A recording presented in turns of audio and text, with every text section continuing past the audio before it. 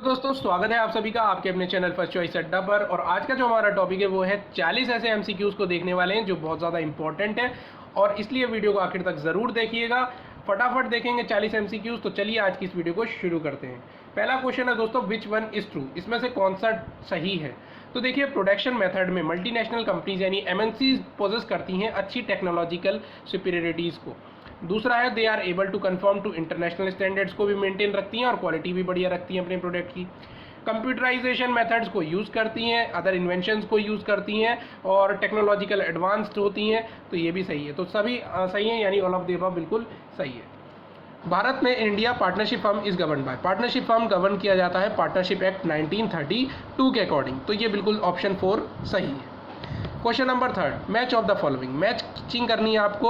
यहाँ पे एक तरफ बैंक्स के नाम है और दूसरी तरफ ईयर है जहाँ जिस ईयर में वो इस्टेब्लिश हुए हैं। तो एसबीआई इस्टेब्लिश हुआ था 1955 में। इसका हेडक्वार्टर है दोस्तों मुंबई में। पंजाब नेशनल बैंक की बात करें तो इसका हेडक्वार्टर है न्यू दिल्ली में और इस्टेब्लिश हुआ था ये 1894 में। जबकि एक्सिस बैंक 2009 में इस्टेब्लिश हुआ था और आईसीआईसीआई बैंक जो इस्टेब्लिश हुआ था 1994 में, वडोदरा इसका हेडक्वार्टर है।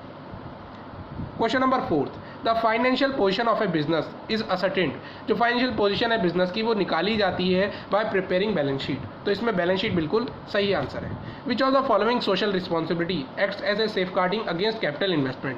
तो इसका राइट आंसर है दोस्तों डिस्क्रेशनरी रिस्पॉन्सिबिलिटी। डिस्क्रेशनरी रिस्पॉन्सिबिलिटी का मतलब ये होता है कि ये लॉ के द्वारा कंपलसरी नहीं है, मैंडेटेड नहीं है, ठीक है। It is not compulsory, voluntarily है, guided by companies desire. Company की डिज़ायर है तो कर सकती है। नाउ नेक्स्ट क्वेश्चन है, नेक्स्ट क्वेश्चन दोस्तों है 6th, the businessman purchase goods for ₹2000 but at present its market value is 2500, it will be valued at. तो जो बिजनेसमैन परचेज करता है गुड्स 2000 रुपये के, एट प्रेजेंट उसकी मार्केट वैल्यू दे रखी है 2500 रुपये की, तो वो वैल्यू किए जाएंगे, it will be valued at. तो इसका राइट आंसर हो जाएगा दोस्तों 2000, यानी कि 2000 बिल्कुल सही आंसर है। पुरानी वाली वैल्यू ली जाती है। विच वन इज ट्रू, इसमें से कौन सा सही है। तो accounting principle represent laws fixed by the representative government. तो देखिए, फिक्स्ड अकाउंटिंग प्रिंसिपल जो जनरली है होते हैं वो फ्लेक्सिबल होते हैं, ठीक है, फ्लेक्सिबल होते हैं नेचर में। तो accounting principles represent laws fixed by accounting expert, accounting principle represent inviolable laws fixed by legal board. तो ये तीनों ऑप्शन सही नहीं है। ऑप्शन 4 जो है वो बिल्कुल इसमें सही है। Profits are not required to be shared, this is a distinct feature of. तो ये फीचर किसका है, ये फीचर है सोल प्रोप्राइटरशिप का। यानी सोल प्रोप्राइटर एक ऐसा बंदा होता है जो बिजनेस को खुद चलाता है, खुद मैनेज करता है, खुद कंट्रोल करता है, खुद रन करता है, खुद ही पैसा लगाता है, इन्वेस्ट करता है और जो भी प्रॉफिट होता है वो खुद ही लेता है। तो एक तरीके से सोल प्रोप्राइटर एक ही बंदा चला रहा है पूरे बिजनेस को, तो प्रॉफिट भी वो खुद ही लेने का हकदार है। Which type of leader use the style with unskilled workers where a great deal of control in needed. तो यहाँ पे great deal of control needed होता है और अनस्किल्ड लीडर्स के साथ कौन सा तरह के लीडर्स काम करते हैं, तो वो है ट्रांजेक्शनल लीडर्स। ये अधिकतर मैनेज करते हैं लार्ज ऑर्गेनाइजेशंस को। Where is the consumer education and research centre located, कहाँ पर कंज्यूमर एजुकेशन और रिसर्च सेंटर लोकेटेड है। तो यानी अहमदाबाद इसका राइट आंसर हो जाएगा दोस्तों, यानी ऑप्शन 4 बिल्कुल सही है। Question 11, the transfer of asset from public to the private sector is referred to as, यानी कि जब आप एसेट्स को ट्रांसफ़र करते हैं पब्लिक सेक्टर से प्राइवेट सेक्टर में तो उसको कहा जाता है प्राइवेटाइजेशन करना। क्वेश्चन नंबर 12 है which of the following is not a tool for analysing financial statement. यहाँ पे टूल्स पूछा है, टूल नहीं है दोस्तों एनालिसिस फाइनेंशियल स्टेटमेंट का। तो कैश बजट यानी ऑप्शन 3 जो है वो टूल नहीं है। जबकि common size statement, comparative statement, cash flow statement, fund flow analysis या fund flow statement, trend ratio analysis, ये सब स्टेटमेंट कहे जाते हैं फाइनेंशियल स्टेटमेंट के। Question number 13, which of the following pairs is not correctly matched. तो दोस्तों Koontz and O'Donnell की डेफिनेशन थी, बिल्कुल सही है ऑप्शन ए, यानी कि to motivate is to induce people. Induce का मतलब है मोटिवेट करना, तो to motivate people to act in a desired manner, तो बिल्कुल सही है। तीसरा भी ऑप्शन सही है, communication is the act of inducing others to interpret an idea in the manner intended by the speaker और राइटर। तो ये इबी फिलिप पोपो ने दी थी। जबकि leadership is the ability, leadership की जो डेफिनेशन थी कि leadership is the ability to secure desired action from a group of followers voluntarily without the achievement of objectives, ये ग्लूलैक की डेफिनेशन नहीं है। ग्लूलैक की डेफिनेशन ये है एल्फोर्ड एंड बिटली की डेफिनेशन है, बेटे की डेफिनेशन है। तो ये बिल्कुल सही आंसर हो जाएगा। Now quality circles were first established in, quality circles पहली बार जो आइडिया दिया गया था वो दिया था डब्ल्यू एडवर्ड डेमिंग ने 1950s में, ठीक है। और बाद में जो है इसको इस्टेब्लिश किया गया जापान कंट्री के द्वारा। इफ़ करंट रेशो, यदि करंट रेशो 3.0 है, वर्किंग कैपिटल 15,000 है, तो आपको करंट एसेट्स की वैल्यू फाइंड आउट करनी है। दोस्तों देखो यहाँ पे मैं कोशिश करता हूँ आपको समझाने की कि करंट रेशो का दोस्तों फॉर्मूला क्या होता है। करंट रेशो का फॉर्मूला होता है current assets upon current liability. अब यहाँ पे करंट रेशो कितना दिया हुआ है, करंट रेशो दिया गया है 3.0, यानी कि 3.0 का दिया हुआ है, यानी कि 3 ऊपर रखेंगे, मान लेते हैं कि करंट एसेट्स जो है वो 3x है और करंट लायबिलिटी जो है वो 1x है, ठीक है। उसके बाद वर्किंग कैपिटल का फॉर्मूला लगाते हैं। वर्किंग कैपिटल का फॉर्मूला होता है दोस्तों current assets minus current liabilities. अब करंट एसेट्स कितने के हैं, करंट एसेट्स तो दोस्तों 3x है और करंट लायबिलिटीज़ दोस्तों कितनी है, x है। और वर्किंग कैपिटल दोस्तों कितनी है, वर्किंग कैपिटल है कुछ 15,000 रुपये की। अब यहाँ पे देखो 2x की वैल्यू किसके बराबर है, 2x की वैल्यू 15,000 रुपये के बराबर है, तो x की वैल्यू कितनी आ जाएगी, x की वैल्यू आ जाएगी 7,500 रुपये। और यहाँ पे x की वैल्यू क्या है, करंट लायबिलिटी है। हमसे तो पूछा गया है कि करंट एसेट्स क्या है, तो करंट एसेट्स बराबर है 3x के, यानी 3 की मल्टीप्लाई अगर आप 7,500 रुपये से कर देते हैं तो आपका जो आंसर आएगा वो आएगा 22,500 रुपये का, यानी 3 पंजे 15, 3 सत्ते 21, 1 22, यानी 22,500 बिल्कुल सही उत्तर है, यानी ऑप्शन थर्ड बिल्कुल सही हो जाएगा my friends. Select the odd one out in relation to the users of accounting information. यहाँ पे अलग क्या दिया हुआ है, तो जो डेटर है वो एक्सटर्नल, जबकि officers, managers, board of directors ये सब इंटरनल यूजर्स होते हैं अकाउंटिंग इन्फॉर्मेशन के। The basic idea on which cooperative society is formed is known as, तो कोऑपरेटिव सोसाइटी जो फॉर्म की गई थी उसका बेसिक आइडिया किस बेसिक आइडिया पर की गई थी, ये इसका बेसिक आइडिया था कि वन फॉर ऑल, एक सभी के लिए और सभी एक के लिए। विच वन इज फॉल्स, इसमें से कौन सा गलत है, तो हर एक बिजनेस फ्री नहीं होता है रिस्क से, यानी हर एक बिजनेस में कुछ ना कुछ रिस्क इन्वॉल्व ज़रूर होता है।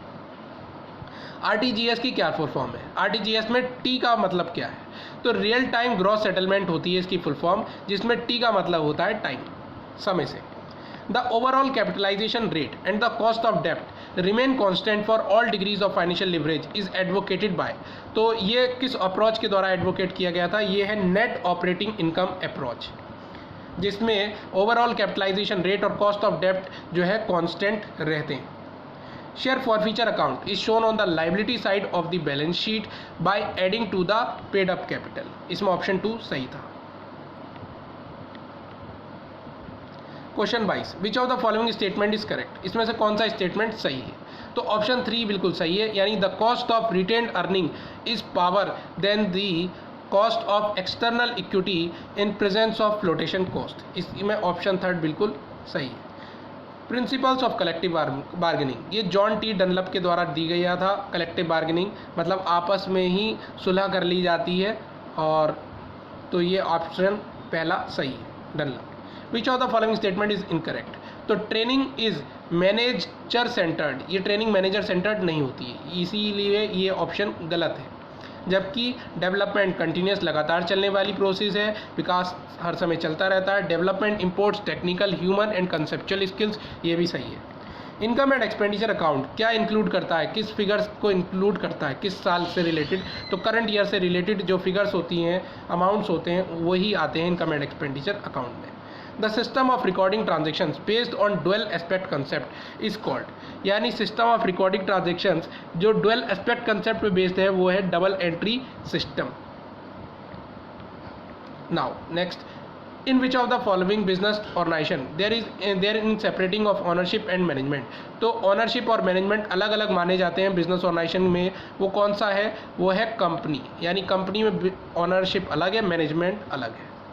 Which of the following is the primary objective of business, primary objective, business का प्राइमरी ऑब्जेक्टिव क्या है, प्राइमरी ऑब्जेक्टिव है प्रॉफिट को अर्न करना। बिजनेस भैया सोशल वेलफेयर के लिए नहीं चलती है, बिजनेस चलती है प्रॉफिट कमाने के लिए। तो पहला जो प्राथमिक ऑब्जेक्टिव है, उद्देश्य है बिजनेस का, वो है मुनाफा कमाना। Which of the following is formed and governed by the government to participate in economic activities on behalf of it, so इसमें से कौन सा formed and governed by the government to participate in economic activities on behalf of it, तो इसका right answer है public enterprises.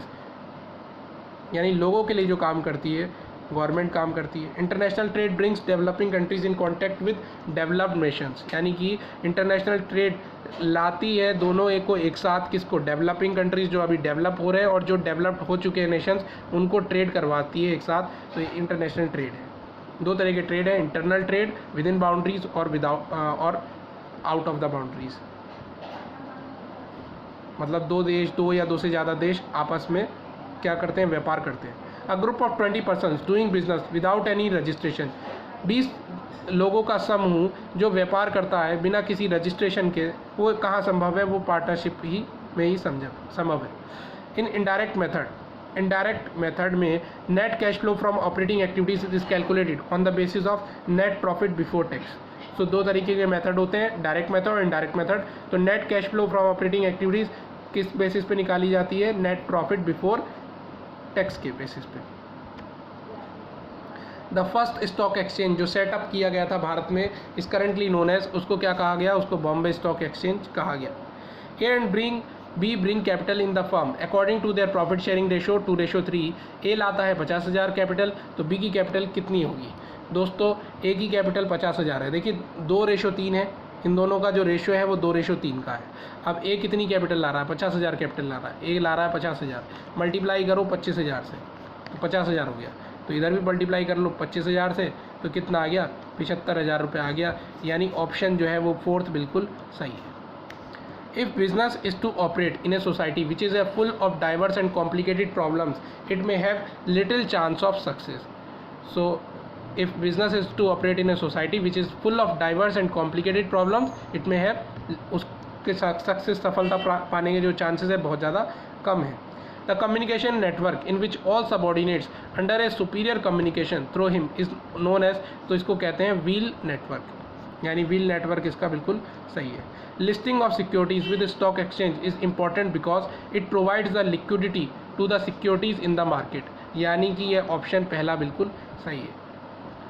38, cooperative societies follow the principle of, cooperative society क्या किस principal को फॉलो करती हैं, तो 1 मैन 1 वोट वाला जो प्रिंसिपल है उसको फॉलो करती है कोऑपरेटिव सोसाइटीज़, यानी एक मैन एक ही वोट दे सकता है। Which of the following objective is customer oriented, कौन सी इसमें से ऑब्जेक्टिव कस्टमर ओरिएंटेड है, तो कस्टमर का सेटिस्फेक्शन देखा जाएगा, बिल्कुल सही बात है। Which of the following organisation services due to their financial strength, तो मल्टीनेशनल कंपनीज इसका राइट आंसर हो जाएगा। दोस्तों आज के लिए इतना ही काफ़ी है, 40 क्वेश्चन। नेक्स्ट वीडियो में 40 क्वेश्चन और देखेंगे। इस तरीके से सीरीज़ चलती रहेगी। अगर आप चाहते हैं कि आगे और वीडियोस चलती रहें, आती रहें, तो प्लीज़ सब्सक्राइब कर लीजिएगा चैनल को और लाइक कर दीजिएगा वीडियो को और बेल आइकन को दबा लीजिएगा। चलिए मिलते हैं नेक्स्ट वीडियो में, तब तक के लिए जय हिंद और जय भारत।